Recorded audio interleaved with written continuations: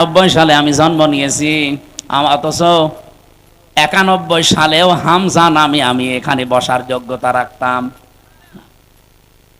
আমার মা বাবা দায়িত্ব পালন করেছে, তারা শুধু বিছানায় ছিল, এই বাকি যা করার সব করেছে আমার আল্লাহ। আল্লাহ বলেন, মায়ের রেহেমের ভেতরে বাবার এই বীর্যটা যখন দ্রুত গতিতে এখানে এসে হাজির হয়, কমপক্ষে এটা 40 দিন 40 দিন 40 দিন 40 পাল্টাতে থাকে। 120 দিনে আমি আল্লাহ এইটাকে কমপক্ষে 4-8টা জিনিস বানিয়ে ফেলি। আপনি যদি এখানে কম্পিউটার ভেড়াতেন, স্ক্রিন দিলে আমি একটা একটা করে আপনাকে দেখাতে পারতাম। বাবার এই নাপাক পানিটা দিয়ে আল্লাহ যে 4টা জিনিস বানায়, এটা সূরা তরিকের ভেতরে আছে। ফালিয়ানজুরিল ইনসানু মিম্মা খুলিকা মিম্মা দাফিকি ইয়াখরুজু মিন বাইনিস সুলবি ওয়াত তারাইব। এক একটা শব্দ যদি ভেঙে ভেঙে আপনি অর্থ করেন, দেখবেন সুলবন 1 বচন দিয়েছেন, তারাইব দিয়েছেন বহু বচন। আমি এটা বাইবেল, কোরআন এবং সায়েন্স, ডক্টর মরিস বোকাইলের লেখা এই আয়াতের তাফসির পড়তে গিয়ে উনি খুব সুন্দর করে বিজ্ঞানের ব্যাখ্যা দিয়েছেন। পড়ার পরে আমার মনে হচ্ছিল এতদিন আমি যেভাবে পড়েছিলাম, এটা পড়ি কোরআন শরীফ একেবারে হাতে কলমে জিবরাইল আমারে শেখাচ্ছে। বাবার এই নাপাক পানিটা যখন যেতে থাকে, বিজ্ঞান এখন দেখাচ্ছে কম্পিউটার দিয়ে কমপক্ষে 40,000 হামজা তৈরি হওয়ার ক্ষমতা রাখে 1 ফোঁটা বীর্য। মায়ের জরায়ুর এই যে দেওয়াল আছে, এখানে ধাক্কা লেগে হয়তো অনেকে পড়ে যায়, যেতে পারে না ওই রেহেম পর্যন্ত। হয়তো কারো 1টা যায়, 2টা যায়, 5টা যায়। এই পৃথিবীতে 13টা পর্যন্ত সন্তান জন্ম দিয়েছে এক মহিলা ক্যালিফোর্নিয়ায়। এর উপরে আর কেউ পারে নাই। বলেন তো, 40,000 মানুষ একটা ফোঁটার ভেতরে আমার আল্লাহ লুকিয়ে রেখেছে। যদি মায়ের পেটে জায়গা থাকতো, আমার আল্লাহ 40,000 সন্তানই ওখান থেকে বের করত। আমি ওই দিন থেকে যে প্রতিযোগিতা আরম্ভ করেছি, আমাকে কেউ হারাতে পারে নাই। আমার নিজেরই ভাই বোন কিন্তু 40,000-এর ভেতরে মাত্র আমি হামজা একা বেঁচেছিলাম। বাকি 39,999 জন সব ওই দেওয়ালের সাথে ধাক্কা লেগে মরে গেছে। আল্লাহ পাক ওখানে আমাকে নিয়ে প্রথম 40 দিনে সুম্মা খালাকনান নুতফাতান আলাকাতান ফাখালাকনাল আলাকাতা মুদগাতান ফাখালাকনাল মুদগাতা ইযামা ইলা আখিরি আয়াত। সূরা মুমিনুনের ভেতরে আছে। আল্লাহ পাক বলেন, আমি নিজে ওইটা দিয়ে 4টা জিনিস বানাই: চুল, রগ, হাড় আর পর্দা। আর মায়ের রেহেমের যে কারারিম মাকিন বলা হয়, যেখানে হাতের স্পর্শ লাগে না, এই জায়গায় একটা থলি আছে, নাপাক পানির থলি। এইটা দিয়ে আমি আল্লাহ 4টা জিনিস বানাই: রক্ত, গোশত, চর্বি আর চামড়া। 4-8টা জিনিস এক হয় 120 দিনের ভেতরে। তখন আমি আল্লাহ নিজের পক্ষ থেকে কমপক্ষে 5টা জিনিস আমার বান্দার জন্য দান করি। وَجَعَلَ لَكُمُ السَّمْعَ وَالْأَبْصَارَ وَالْأَفْئِدَةَ إِلَى آخِرِ আয়াত। এই তথ্যটা আছে সূরা নাহলের ভেতরে 14 নম্বর পারা, 14 নম্বর পৃষ্ঠা, 13 নম্বর লাইনের 78 নম্বর আয়াতের মাঝের অংশে আছে। আল্লাহ বলেন, শ্রবণ শক্তি, দর্শন শক্তি, বাক শক্তি, আকেল শক্তি আর ঘ্রাণ শক্তি, এই 5টা আমি আল্লাহ আমার রব নামের কারণে তোরে ভিক্ষা দিয়েছি। যদি একটা কম দিতাম, দুনিয়ায় তুই আসতিস, কিন্তু পূর্ণাঙ্গ হয়ে না, অপূর্ণাঙ্গ হয়ে। বলেন তো, রব নামের কারণে যে 5টা জিনিস আল্লাহ দয়া করে আমারে দিলেন, যদি দর্শন শক্তি না দিত, তাহলে আমি আসতাম কিন্তু কানা হয়ে। অনেক কানা মানুষ আসে না? বলেন বলেন। আল্লাহ পাক যদি বাক শক্তি না দিত, কথা বলা, তাহলে আমি আসতাম কিন্তু বোবা হয়ে। আমাকে যদি আল্লাহ শ্রবণ শক্তি না দিত, আমি আসতাম কিন্তু কালা হয়ে। মানুষ আমার সাথে নাফরমানি করে কি করে? আমার বিধান মানতে চায় না, ও এত সাহস পায় কি করে? এজন্য আল্লাহ শব্দ শুরু করার আগে কাইফা দিয়েছেন। এখানে যারা আরবি গ্রামার বোঝে, যারা বালাগাত মানতেক পড়ায় ওদের জিজ্ঞাসা করেন কাইফা শব্দটা কমপক্ষে 29টা অর্থে ব্যবহার হয়। আমি সামারাইজ করে 19টা অর্থে পেয়েছি। এর ভেতরে 13 নাম্বার একটা কায়দা বালাগাত মানতেকে আছে। কাইফা শব্দ সেন্টেন্সের আগে ব্যবহার করা হয় এই জন্যে যেটা আল্লাহরও বিশ্বাস হতে চায় না। আল্লাহ বলেন কাইফা তাকফুরুনা বিল্লাহ, মানুষ আমার সাথে নাফরমানি করে, কুফরি করে, আমার বিধান মানতে চায় না। কেমন করে? অথচ মৃত ছিল, ওকে আমি জীবন দিয়েছি। আল্লাহরও বিশ্বাস হচ্ছে না যে লোকটা আমার সাথে কুফরি করতে পারে, এজন্য শব্দ দিয়েছেন কাইফা। এজন্য মানুষ আমরা যখন কুফরি করি, আল্লাহর নিয়ামতের শুকরিয়া আদায় না করে নাফরমানি করি, তখন আল্লাহ আশ্চর্য হয়ে থাকে যে কি এও আমার সাথে নাফরমানি করতে পারে, অথচ কি ছিল? মৃত ছিল। বলেন বলেন। ওখান থেকে আমি আল্লাহ 6 মাসের পরে ওরে জীবন দিলাম।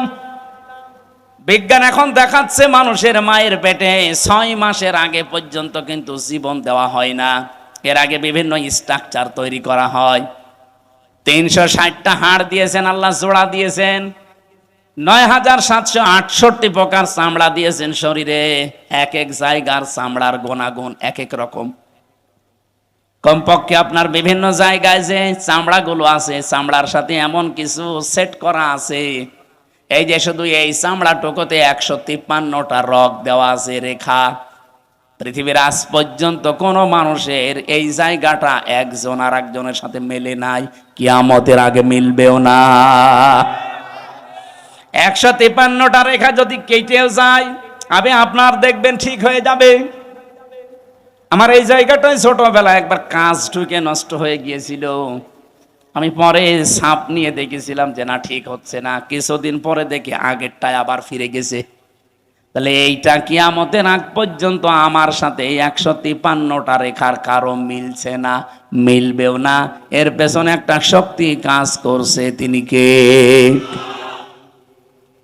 শুধুমাত্র জহব্বা বানিয়েছেন আল্লাহ। এই যে জহব্বা বলা হয় জিবা, বিজ্ঞান এখন এই জহব্বা নিয়ে গবেষণা করে জানিয়েছে এর ভেতরে কমপক্ষে 2 কোটি আস্বাদন স্তর আছে, স্বাদ নেওয়ার স্তর আছে। এই পৃথিবীতে যত বড় রেস্টুরেন্ট হোক, রেস্তোরাঁ হোক, হোটেল হোক, 2 কোটি খাবার রান্না হওয়ার কোনো হোটেল আপনি পেয়েছেন? হ্যাঁ, আমি এই বয়সে আমার মনে হয় কতগুলো দেশ আমি ঘুরে আসলাম, পৃথিবীর কোনো উন্নত দেশেও এত প্রকার খাবার আমি পাইনি। সর্বোচ্চ খাবার পেয়েছি 180 প্রকার। এই যে গাজীপুরের কাপাসে একটা হোটেল আছে নিরিবিলি, তোতামিয়া, ও খাবার রান্না করে 180 প্রকার পর্যন্ত খাবার ওর হোটেলে আমি পেয়েছি। ও একটা মাহফিল নিয়েছিল, বললাম খাবার দেন তো, কি কি আছে দেখি। এটা কি? বলছে কাঁঠালের পাতা ভর্তা। কাঁঠালের পাতা ভর্তা বলে এও একটা তরকারি, আর এইটা বাঁশের পাতা ভর্তা। মানে সারা দুনিয়া কুড়িয়ে মাত্র 180 প্রকার, আর আমার জহব্বার ভেতরে আল্লাহ স্বাদ নেওয়ার স্তর দিয়েছেন কত? 2 কোটি। কিয়ামত পর্যন্ত দিলেও তো স্বাদের স্তর শেষ হবে না। এই স্তরটা আল্লাহ দেয় কখন? বিজ্ঞান এখন জানাচ্ছে কমপক্ষে যখন 6 মাস হয়ে যায়, 6 মাসের পরে তখন আপনার ভেতরে আল্লাহর রুহু দেয়। এটা আল্লাহর সিদ্ধান্ত। রুহু কি? আল্লাহর হুকুম বা সিদ্ধান্ত। ওরা যে বলছে সিদ্ধান্ত আমার, দেহ আমার, আরে ভাই দেহ আপনার না, সিদ্ধান্ত আপনার না। এ দেহ বানিয়েছে ওই যে শুরু থেকে কে বলেন তো? আরো জোরে বলেন। মা বাবার কি দায়িত্ব ছিল? সূরা ওয়াকিয়ার ভেতরে আছে, ওরা শুধু বিছানায় ছিল, এই শেষ। বাকি যা করছে ওখান থেকে, সেই বীর্য থেকে হামজা পর্যন্ত কে? 6 মাস পরে যখন ক্ষুধার উদ্রেক দেখা দেয়, আল্লাহ পাক তখন নিজে খাবার সরবরাহ করার জন্য, তার যে রাজ্জাক নামটা আছে, ওই রাজ্জাক নামের কারণে দুনিয়ার কোনো খাবার দিলে তো আপনি হজম করতে পারবেন না, কারণ আপনার দাঁত নেই। আছে?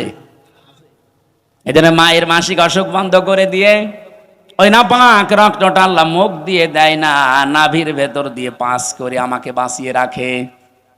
নবীজি বলেন আল্লাহ মুখ দিয়ে না দিয়ে নাভি দিয়ে দিয়েছে কেন জানো? পৃথিবীতে আল্লাহর বান্দারা এসে যেন এই মুখ দিয়ে কোনো নাপাক জিনিস ভেতরে না দেয়। অথচ আমরা আল্লাহর এমন বান্দা যে আল্লাহ মায়ের পেটের ভেতরে মুখটা পবিত্র রেখে দিয়েছে, নাপাক রক্ত মুখ দিয়ে দেয়নি, নাভি দিয়ে দিয়েছে। অথচ এসে এখানে কত মানুষ এই মুখে নাপাক জিনিস দেয়। বলেন তো, সুদের টাকা আর ঘোষের টাকা এটা পাক না নাপাক? এখানে কত মানুষ বসে আছে টাকা ছেড়ে রাখে আর টাকা আসে। এটা কি বলে না, এটার আর একটা নাম আছে। বলেন তো, যে 1000 টাকা যারা ছেড়ে দিয়েছেন, মাসে মাসে 100 টাকা 200 টাকা করে বেশি দেয়, এই কাজে যারা আছেন এই টাকাটা পান, এটা কি নাপাক না পাক? যারা এগুলো করছেন তাদের ছেড়ে দেওয়া লাগবে, নয়তো আপনি নবীর হাদিস অনুযায়ী মায়ের সাথে জিনা করছেন। কারা কারা এই কাজে আছেন হাত তোলেন তো। এই এলাকা তো ভালো মনে হচ্ছে, আলহামদুলিল্লাহ। তাহলে তো ওসি সাহেবের কাছে অনেক নালিশ যায় না মনে হয়, এলাকা অনেক ভালো, একটা লোকও নেই। যারা এই যে নাপাক জিনিসগুলোর ভেতরে অন্যতম আর একটা এলাকায় চলে কিনা আমি জানি না, বিড়ি আছে, এটা ছেড়ে দেবে, এটা বদ অভ্যাস। ওটা খেলে মুখ পর্যন্ত আমার মনে হয় গন্ধ হয়ে যায়। যারা খায় তারা তো টের পায় না, যারা পাশে দাঁড়ায় তারা টের পায়। আপনি একটু চিন্তা করেন না, আপনার এই নাভির ভেতর দিয়ে আল্লাহ পাস করে আপনাকে বাঁচিয়েছে, কেন মুখ দিয়ে ওটা দিতে পারতো না? আল্লাহ জানে যে আমার বান্দা এই নাপাক জিনিস আমি মুখ দিয়ে দিলে এই মুখটা নাপাক করে ফেলবে। আমি চাই এটা পবিত্র থাক, দুনিয়ায় যে আমি আল্লাহর পবিত্র নাম যেন উচ্চারণ করে। সুবহানাল্লাহ বলতে পারেন না? 6 মাসের পরে যখন রূহ এসে গেছে, খাবারের উদ্রেক দেখা দেয়।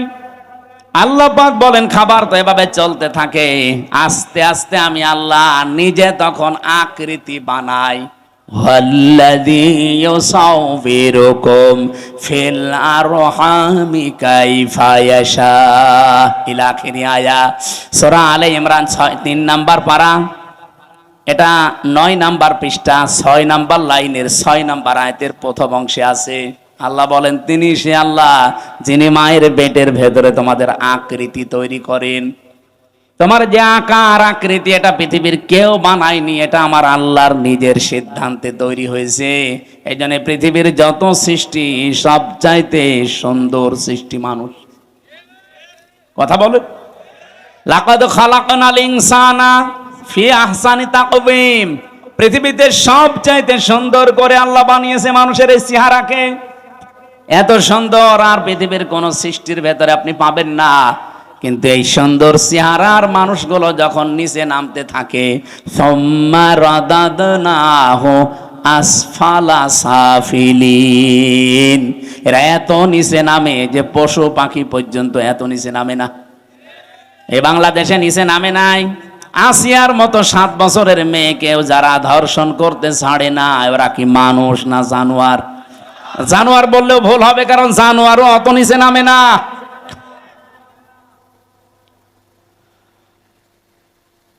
কোরআনে কারিমের সূরা এটা বানি ইসরাইলের ৭০ নম্বর আয়াতের প্রথম অংশে আছে, 15 নম্বর পারা 8 নম্বর পৃষ্ঠার প্রথম নাম্বার লাইনে আছে। এটা আমি শিক্ষা দেওয়ার জন্য বলছি। ওয়ালাকাদ কাররামনা বানি আদম। আল্লাহ পাক বলেন বনি আদম সন্তানকে আমি আল্লাহ সম্মানিত করেছি। কে? আরো জোরে। বনি আদম সন্তান হলেই হবে, সে কোন ধর্ম মানে ওটা তার ব্যাপার, কিন্তু বনি আদম সন্তানকে আমি সম্মান দিয়েছি। আল্লাহ এখানে বলেন না যে আমি মুসলমান সন্তানকে সম্মান দিয়েছি, না। বনি আদম সন্তান যারা মানুষ পদ বাচ্চা বিবেচিত যারা, তাদের সম্মান দিয়েছে কে? কিন্তু দুঃখজনক হলেও সত্য, এই বাংলাদেশে এই সম্মানিত সৃষ্টি মানুষের সম্মান নিয়ে সবচাইতে বেশি সিনিমিনি খেলা হয়েছে। 54 বছর তো বটে, 15.5 বছর আরো বেশি। আমরা চাই আগামীতে এই সম্মানিত সৃষ্টি আল্লাহ যাদের সম্মান দিলেন, এই বনি আদম সন্তানের সম্মান নিয়ে কেউ যেন সিনিমিনি খেলতে না পারে।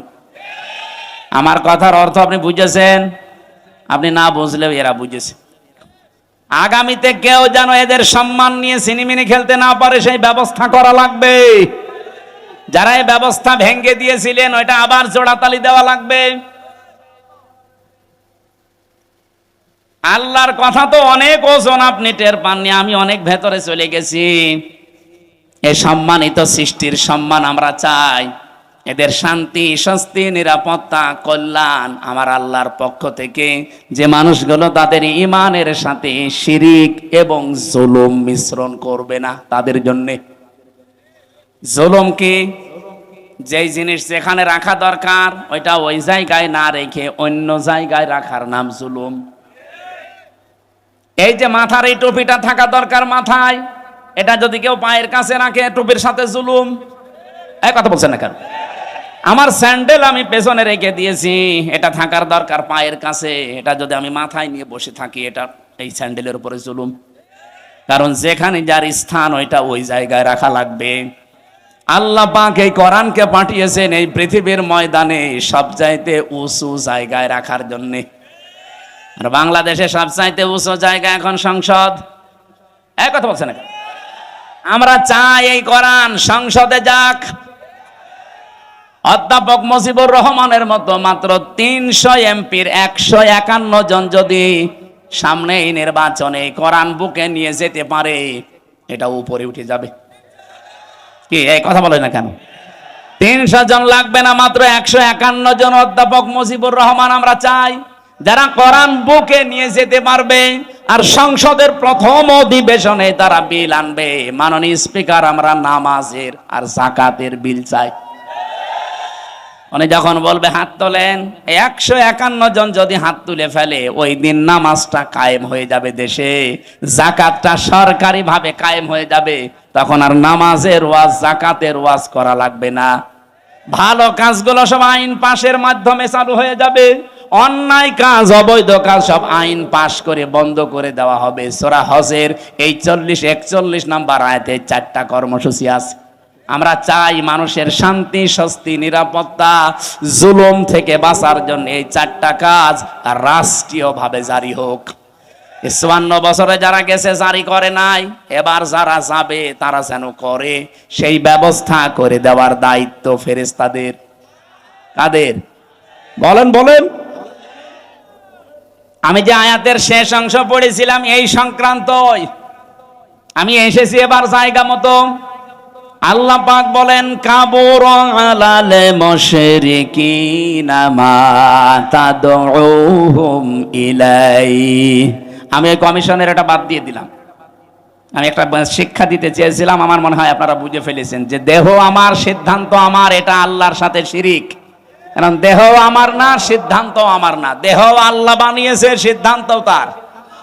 ওটা সূরা আরাফের 54 নম্বর আয়াতের মাঝের অংশে আছে, আপনি বাড়ি যেয়ে তাফসীরে দেখে নিন। আমার আয়াত হচ্ছে সূরা শুআর, সূরা শুআর 13 নম্বর আয়াতের শেষের অংশ।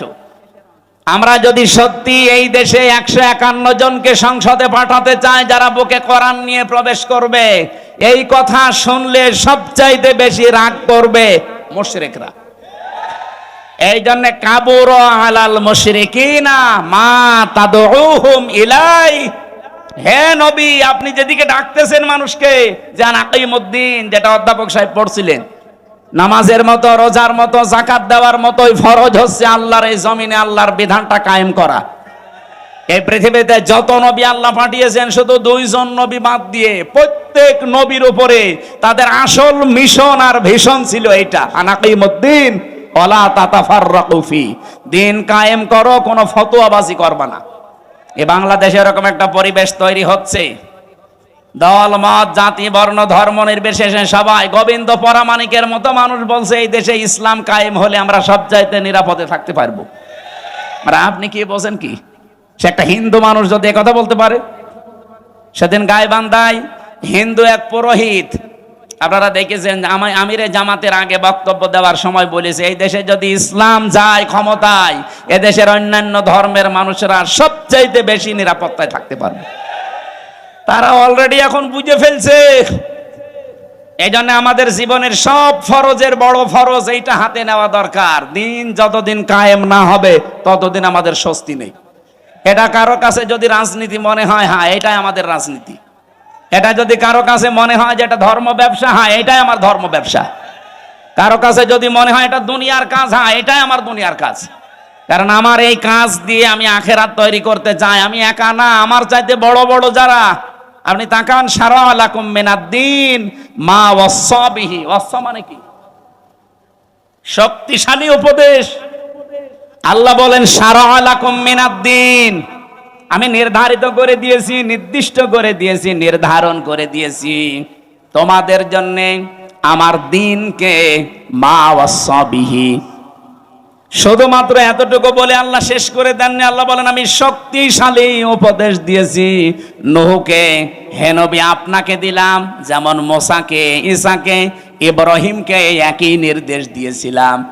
আমি আয়াতের তাফসীর পড়তে গিয়ে দেখেছি এই পৃথিবীতে যত নবীকে আল্লাহ পাঠিয়েছিলেন, এক একজন নবীর শরীয়ত ছিল আলাদা আলাদা, কিন্তু দ্বীন ছিল এক। আমার কথা বোঝেন? পৃথিবীর যত নবীকে আল্লাহ পাঠালেন প্রত্যেকটি নবীর দ্বীন ছিল এক, কিন্তু শরীয়ত আলাদা আলাদা।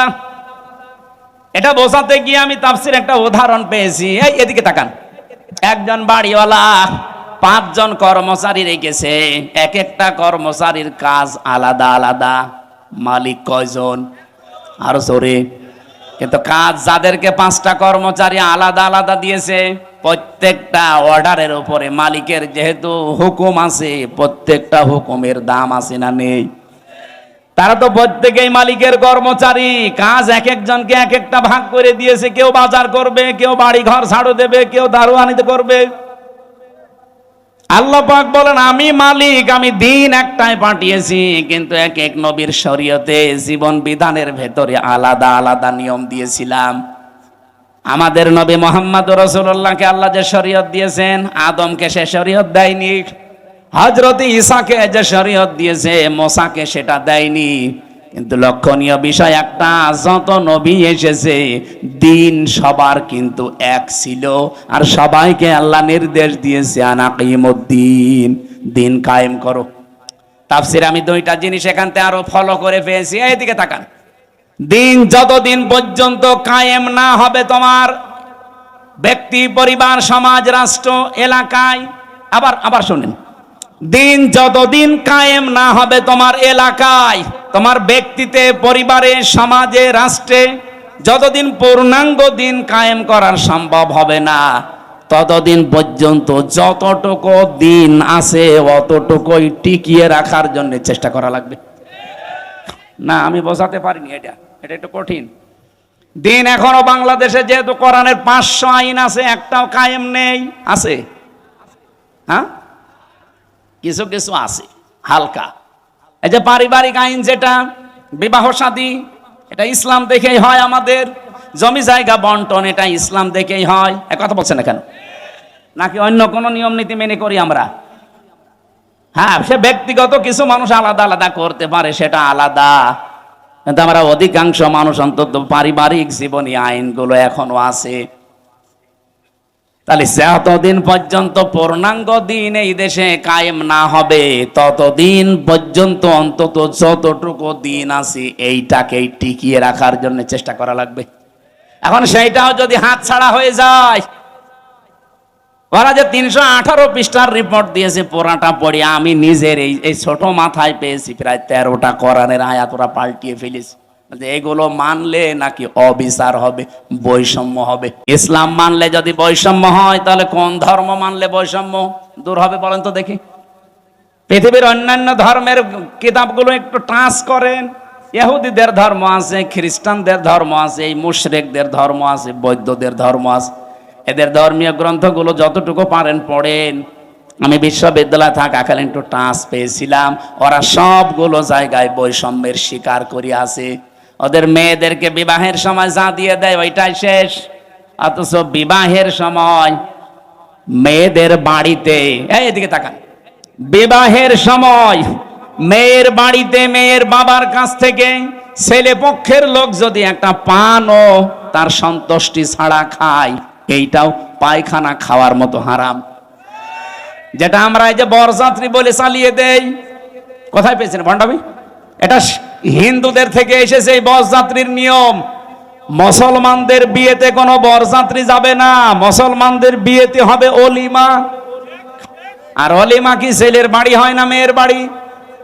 হ্যাঁ, ছেলের বাড়ি। এলাকায় কি বরযাত্রী যাওয়ার সিস্টেম আছে? এটা বন্ধ করা লাগবে। কোন বাড়িতে এখন আর বরযাত্রী যাওয়া যাবে না, কারণ মেয়েদের সম্মান মর্যাদা নবীজি নিজে এত বাড়িয়ে দিয়েছেন। বিশ্বনবী যতগুলো বিয়ে করেছিলেন তার চারটা মেয়ে তিনি বিয়ে দিয়েছেন, একটাকেও তিনি বরযাত্রী খাওয়াননি। উনি করেছেন নিজে অলিমা, জামাইদেরকেও করিয়েছেন অলিমা। সুতরাং আজকে থেকে তওবা করেন, আমরা বরযাত্রীর দাওয়াত পেলে আর যাব। আমার সাথে একটা ছেলে থাকে, বলছে হুজুর এই ওয়াজ আর 2 দিন পরে করবেন, আমার বিয়েটা হয়ে যাক।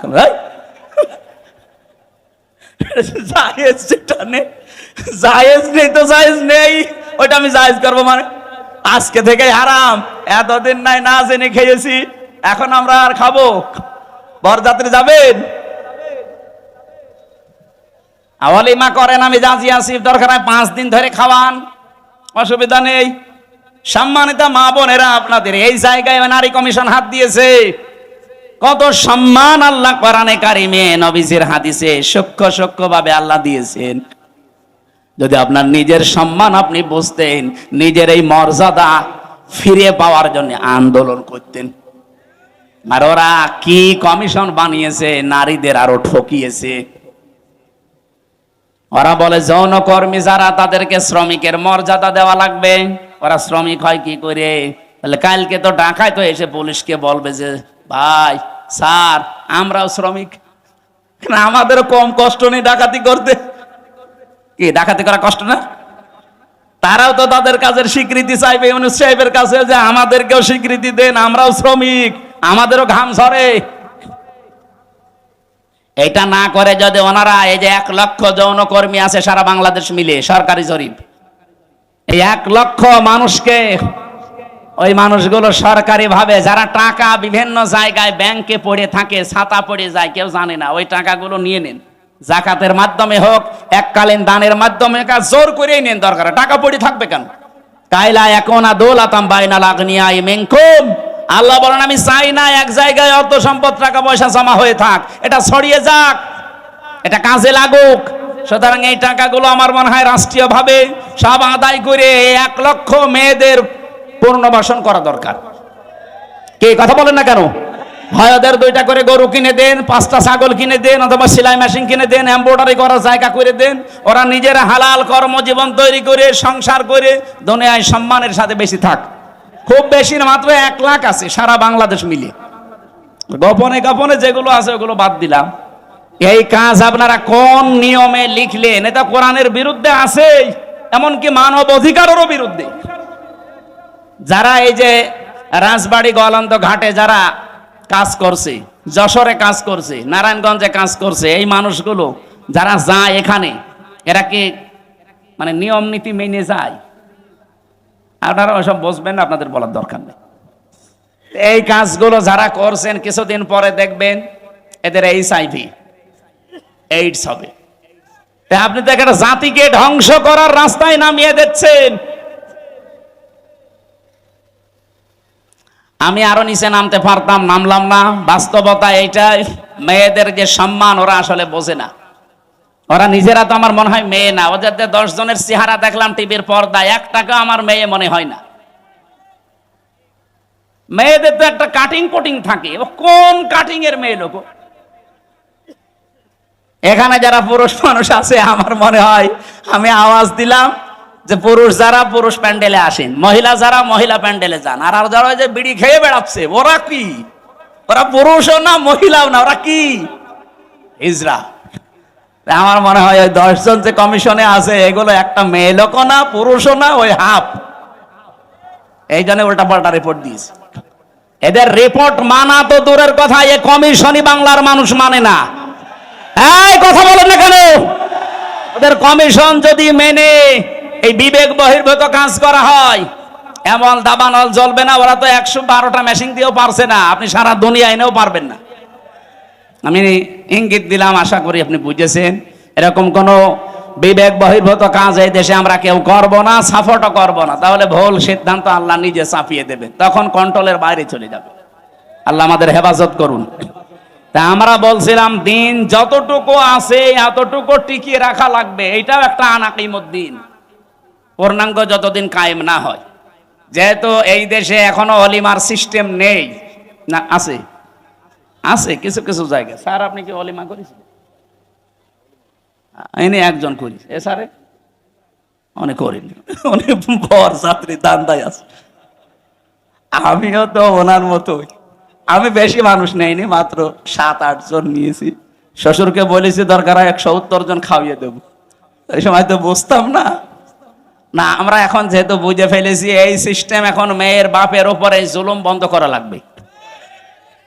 এখন থেকে আমার অলিমা শুরু হবে, বরযাত্রী খাওয়া কি জায়েজ নেই। এখন মেয়ের বাবা খাওয়াতে, কেমন মেয়ের বাবা এমন পাগল আছে যে আপনার মতো 500 পাগলকে খাওয়াবে? আমি বারবার এ কথা বলছি কেন, আমার মেয়ে 3টা, আমার বাঁচা লাগবে না।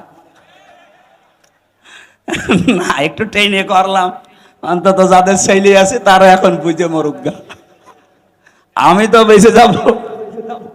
মেয়ের বাবার অনেক সম্মান। নবীজি বলেন কেউ মেয়ের বাবাকে ছোট চোখে দেখবা না, মেয়ের বাবাকে খারাপ কথাও বলবা না, কারণ আমি নবী মুহাম্মদ রাসূলুল্লাহ নিজে মেয়েদের বাবা। সুবহানাল্লাহ বলতে পারেন না? কোন ঘরে যদি একটা মেয়ে লোক আসে সঙ্গে সঙ্গে 4 জন ফেরেশতা চলে আসে। কোন পরিবারে একটা ছেলে এসেছে সঙ্গে সঙ্গে একটা ফেরেশতা আসবে এ কথাও নেই। আর 4 জন রহমতের ফেরেশতা এসে মেয়েটার মাথায় হাত বলিয়ে বলে এটা দুর্বল দেহ থেকে এসেছে, এই মেয়েটাকে যারা আদর ভালোবাসা স্নেহ দেবে, দিন শেখাবে, একে যারা খাওয়াবে পরাবে প্রতিপালন করে সৎ পাত্র দেখে পাত্রস্থ করবে, কিয়ামতের দিন আমি নবী আর ওই মেয়ের গার্জিয়ান এইভাবে পাশাপাশি জান্নাতে থাকবো। কোন ছেলের ব্যাপারে এমন কথা হাদিসে আছে নেই। এই জন্য মেয়ে হলে যারা রাগ করেন, মন খারাপ করেন, করবেন না ভাই। আমি নিজে সহ যাদের মেয়ে আছে আমরা খুশি হব যে আল্লাহ আমাকে দয়া করে জান্নাতের অধিকারী বানিয়েছেন। বলেন সুবহানাল্লাহ। বিশ্বনবী জানিয়েছেন যার একটা মেয়ে তার একটা জান্নাত, যার 2টা মেয়ে তার 2টা জান্নাত, যার 3টা মেয়ে আল্লাহ তাকে 3টা জান্নাতের অধিকারী বানিয়ে দিয়েছেন। আল্লাহ আমাদের মেয়ে যাদেরকে দিয়েছেন এই মেয়েগুলো যেন জান্নাতে যাওয়ার মাধ্যম হয়। বলেন আমিন। কিন্তু শর্ত কয়টা? প্রথমে তাকে ভালোবাসা লাগবে, 2 নম্বরে তাকে খাবার দাবারের যে ব্যবস্থা, তার পেছনে খরচের যে ব্যবস্থা এটা করা লাগবে, 3 নম্বরে তাকে দিন শেখানো লাগবে এই পরিমাণ যতটুকু করতে পারলে সে চলতে পারে, 4 নম্বরে তাকে সৎ পাত্র দেখে পাত্রস্থ করা লাগবে।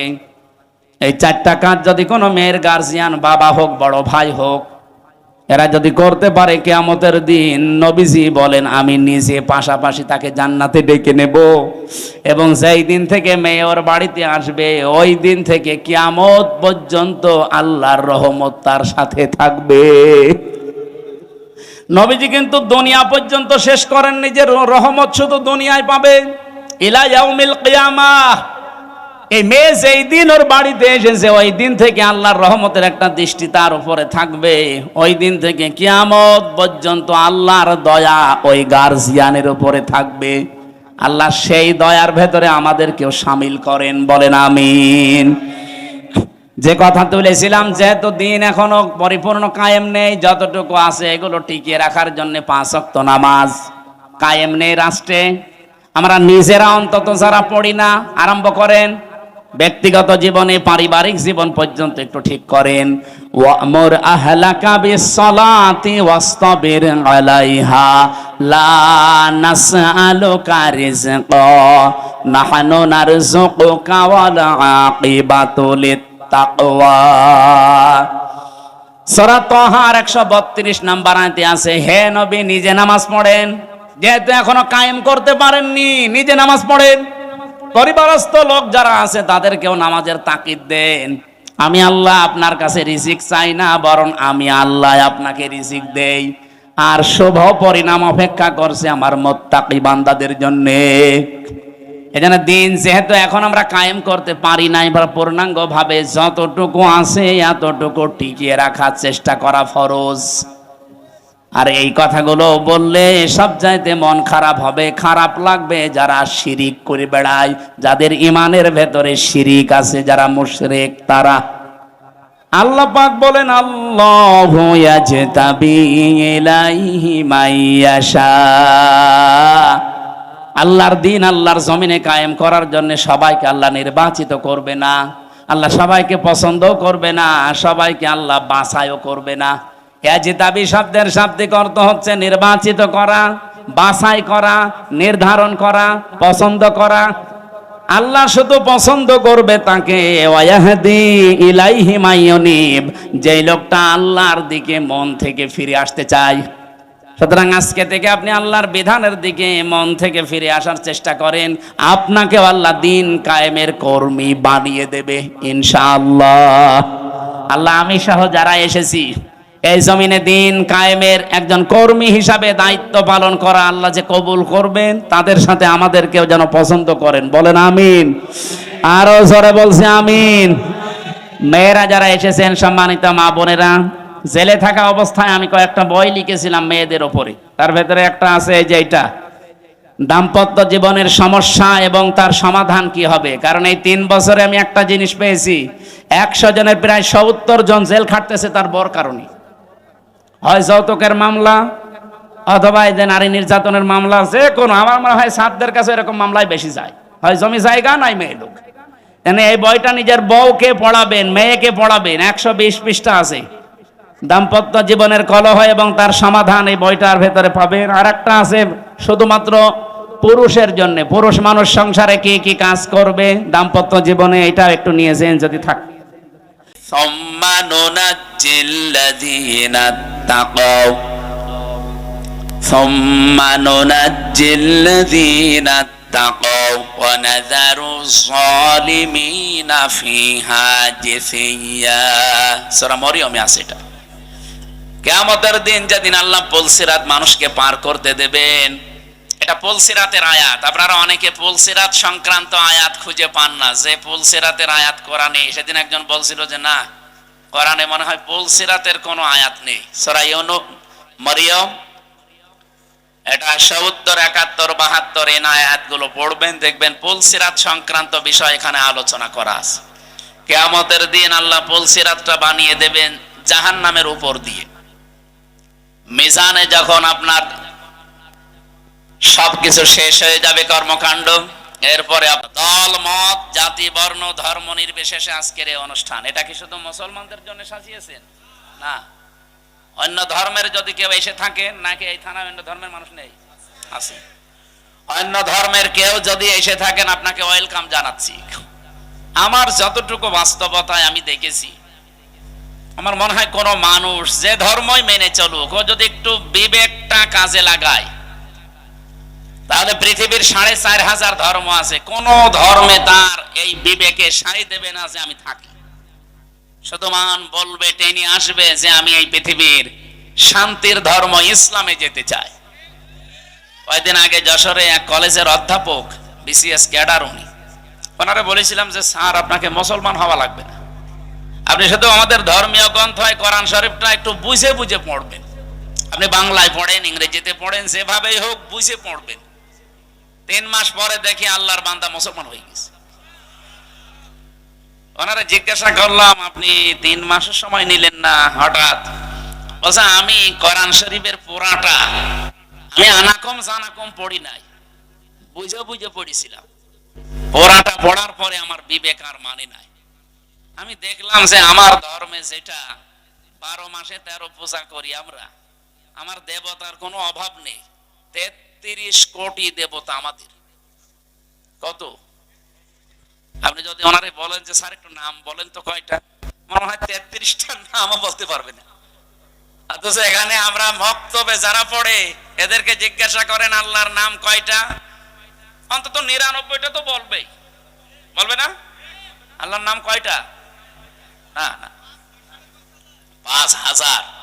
5000-এর উপরে আমরা তাফসিরে পড়েছি, আল্লাহর নাম 5000-এর উপরে। আমরা 99টা কায়দায় পেয়েছি, তো এটাই বলি। এইটাও অন্তত যারা মক্তবে 1-1.5 বছর 2 বছর পড়ে, ওদের একেবারে ঠোঁটস্থ থাকে, মুখস্থ না, ঠোঁটের আগায়। শুরু করে তাদেরকে এই নামের গুণাগুণগুলো শিক্ষা দেওয়া হয় যে রব মানে সৃষ্টিকর্তা, রব মানে প্রতিপালক, রব মানে আইনদাতা, রব মানে অভিভাবক, রব মানে উকিল। 19টা অর্থ কমপক্ষে শেখানো হয়। যারা মক্তবে পড়ান তারা অবশ্যই জানেন আল্লাহর প্রত্যেকটি নামের গুণাগুণ তাকে বোঝানো হয় যে সামনে এরকম কিছু আসবে তোমার জীবনে। আল্লাহ রাব্বুল আলামিন কোরআনে কারিমে জানিয়েছেন সিবগাতাল্লাহ ওয়া মান আহসানু মিনাল্লাহি সিবগাতা ওয়া নাহনু লাহু আবিদুন। আমার রঙে রঙিন হও, আমার চাইতে উত্তম রং পৃথিবীতে আর কারো আছে? আল্লাহর রং কি? কালো, সাদা, কি? এই যে নামগুলো নিয়েছেন, এই নামগুলোর বৈশিষ্ট্য আমাদের ভেতরে আল্লাহ দেখতে চান। আমার আল্লাহর নাম হচ্ছে খালেক, তিনি সৃষ্টিকর্তা। তিনি কি? বলেন বলেন। তিনি শুধুমাত্র সৃষ্টি করেন এতটুকু না, সূরা মরিয়ম কি তাহার ভেতরে আছে তিনি সৃষ্টি করার পরে ওই সৃষ্টি চলতে যা লাগে ওই পথটা তিনি শুধু দেখাতে পারেন, অন্য কেউ পারে না। এখান থেকে একটা বিষয় আমরা আপনাকে এখানে রেকর্ড হচ্ছে, তো সারা দুনিয়া যাচ্ছে এখন, এটা অলরেডি লাইভ চলছে। সারা পৃথিবীর যারাই দেখেন আল্লাহকে, যারা রব সৃষ্টিকর্তা এই শব্দে বিশ্বাস করে, তাদের জীবনে এই শিরকটা যেন না আসে যে সৃষ্টিকর্তা অন্য কেউ হতে পারে। আমরা দুঃখজনক হলেও সত্য যেহেতু বলা লাগছে, আমাদের যিনি পালিয়ে গেল উনি একবার বলেছিলেন যে এই ফসলে বরকত হওয়ার পর বলেছিলেন মা দুর্গা গজে চড়ে এসেছে, এই জন্য ফসলে বরকত হয়েছে। ফসলে বরকত সৃষ্টি করে কি আল্লাহ না দুর্গা? অন্য হিন্দু যদি বলতো আমি জীবনে কিছু বলতামই না, সে একটা হাজি মানুষ। এরপর একজন মুসলমান বলেন তো ওনার মুখে এই কথা মানায়? আল্লাহর যেই গুণ, আপনি সেই গুণটা কার ভেতরে দিয়ে দিচ্ছেন, একটু টের পাচ্ছেন না যে কি বলছেন আপনি? এখানে শিরিক যারা করে ওই এলাকাকে আল্লাহ রাব্বুল আলামিন নিরাপত্তার বেষ্টনীর বাইরে ফেলে দেন। এজন্য আমরা চাই আমাদের ব্যক্তি, পরিবার, সমাজ, রাষ্ট্র, আমাদের এই দেশটা নিরাপত্তা দিয়ে রাখুক চীন, ভারত, আমেরিকা, কে? আমরা আল্লাহর নিরাপত্তা চাই। যেন আল্লাহর পক্ষ থেকে যদি সত্যি আপনি নিরাপত্তার বেষ্টনীতে থাকতে চান, ঈমান যতটুকু আছে এটার ভেতরে যেন শিরিক মিশ্রণ না হয়। শিরিক কি? আল্লাহ যেটা পারে ওইটা অন্য কেউ পারে, এই বিশ্বাস করার নাম শিরিক। কি কথা বলেন? পৃথিবীতে আল্লাহ যেটা অন্তত পারে ওইটা অন্য কেউ পারে না। যদি কেউ বিশ্বাস করে না আমার ভগবানও পারে, এমনকি আমার এই পীর সাহেবও পারে, আপনি কিন্তু শিরিক করে ফেলেছেন। আর শিরিক করলে আপনি মুশরিক। কি বলেন বলেন? আর মুশরিক হলে তার জন্য আল্লাহর বানানো জান্নাত হারাম, তার বানানো জাহান্নাম ওয়াজিব। আমরা তো জাতিকে বাঁচাতে চাই অন্তত জাহান্নাম থেকে। আর জাহান্নাম যদি নাও পায়, আল্লাহ যেন জান্নাতের একটু বারান্দায়ও জায়গা দেয়। কি কথা বলেন না কেন? জান্নাতে এরকম একটা অনুষ্ঠান আল্লাহ নিজেই করবেন, আর নিজে থাকবেন সভাপতি, বিশ্বনবী হবেন প্রধান অতিথি। যারা জান্নাত পাবে তারা থাকবে শ্রোতা, অন্য কেউ ঢুকতে পারবে না। দাউদ আলাইহিস সালাম নিজের কণ্ঠ দিয়ে সূরা তাহা তেলাওয়াত করে অনুষ্ঠান উদ্বোধন করবেন। আমাদের নবী সূরা রহমান থেকে তেলাওয়াত করবেন। আর মহান রব্বুল ইজ্জাত ওয়াল জালাল নিজের কণ্ঠ দিয়ে সূরা ইয়াসিন তেলাওয়াত করে তার ওই জান্নাতি শ্রোতাদেরকে শোনাবেন। খামসিনা আলফা সানাহ মিম্মা তাউদ্দুন। আমরা 1 2 3 করে যেভাবে গণনা করি, জান্নাতে আল্লাহর কুদরতের কণ্ঠে এক একটা আয়াত শুনতে সময় লাগবে 50,000 বছর। জান্নাতের যত নিয়ামত আছে মানুষ ভুলেই যাবে। আমাদের কপালে আছে কিনা আমরা জানি না, তবে আমরা আশা করতে পারি আল্লাহ যেন ওই ময়দানে আমাদের শ্রোতা হিসাবে একটু জায়গা করে দেন। বলেন বলেন আমিন। হ্যাঁ দেবে। আপনার জীবনে এমন কোন কাজ যদি থাকে যেটা আল্লাহ ছাড়া আর আপনি ছাড়া আর কেউ জানে না, আল্লাহকা সিররুন ইনদাল্লাহ বাইনাকা আনতা ওয়া বাইনাল্লাহ, আল্লাহকা সাদাকাতুন তাখফা লা ইয়ালামুহা ইল্লাল্লাহ। কবি বলছে এমন কোন কিছু তোমার জীবনে আছে, সাদাকা হোক নেক কাজ হোক, যেটা আল্লাহ ছাড়া আর তুমি ছাড়া কেউ জানে না। এরকম গোপন কিছু কাজ করে রাখবে। আমি এক ওসি সাহেবকে পড়াতাম বিশ্ববিদ্যালয়ে যখন ছিলাম, ওই 10 সালে। উনি আমার মাঝে মাঝে এই প্রশ্নটা করতেন যে দুনিয়ায় এমন কিছু গোপন কাজ করব কেউ জানে না, কিয়ামতের দিন যেন এটা নেওয়া যায় মালিকের কাছ থেকে। ওই দিন থেকে আমি এই কবিতাটা মুখস্থ করেছিলাম, এখনো পর্যন্ত নাড়া দেয় আমার অন্তরে। কথাটা অনেক দামি কথা না? আপনি গোপনে এমন কিছু করে রাখবেন যেন অন্য কেউ জানে না। ওই যে পাহাড়ের যে 3 যুবকের ঘটনা আমরা শুনি, তাদেরকে আল্লাহ মুক্ত করেছিলেন তাদের গোপন এই নেক কাজের কারণে। তারা 3 জনেই গোপনে আল্লাহকে খুশি করার জন্য এমন এমন নেক কাজ করেছিলেন যেটা আর কেউ জানতো না। আল্লাহ রাব্বুল আলামিন ওই 3টা নেক কাজের ওসিলা দিয়ে তারা এই গোপন কাজের যেই দোয়া করেছেন, এত বড় বিশাল বিপদ যেখানে মরণ ছাড়া উপায় ছিল না, ওই বিপদ আল্লাহ কাটিয়েছেন, কালো মেঘ দূর করে দিয়ে তাদেরকে আল্লাহ বাঁচিয়ে দিয়েছেন। এই জন্য এমন এমন কাজ জীবনে করে রাখবেন। এই যে যারা সেজদা দেন, রাতের বেলা উঠে একটু নিরিবিলি, পৃথিবীর সব ঘুমিয়ে গেছে, এমন একটা সেজদা লাগাবে, অন্তত এক সেজদায় যেন 1 ঘন্টা কেটে যায়। আমি জেলখানায় থাকতে 3টা বছর বহু সেজদা এমন পেয়েছি, মানুষকে নিজেও দিয়েছে, মজাও লাগে একটা আলাদা। আপনি 45 মিনিট 1 ঘন্টা সেজদায় পড়ে থাকেন, কিছু বলাও লাগবে না, শুধু এমনি পড়ে থাকবেন, মনে হবে আল্লাহর কুদরতি পাই আমি পড়ে আছি। একটা আলাদা অনির্বচন সুখ আপনাকে আল্লাহ দান করবে, যেটা কিনতে পাওয়া যায় না।